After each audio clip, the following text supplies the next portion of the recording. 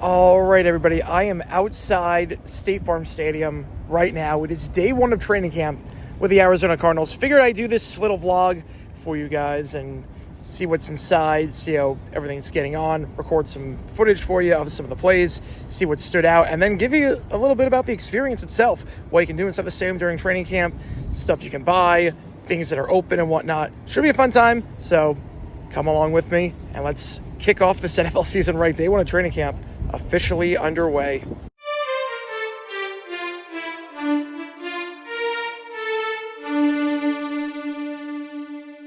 Okay, so they just opened the doors here. Camp starts in 10 minutes.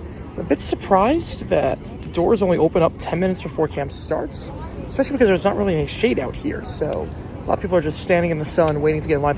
The line is very long. The line is extremely long. They do let you bring in a bottle of water that is unopened, which is good, but you would think they would open up the doors, I would say about 30 minutes before, and not 10 minutes before, especially in the Arizona heat. Okay, we're inside the stadium. I will say, to their credit, it is very easy to get in once they open the doors. It only took about 8 minutes to get in.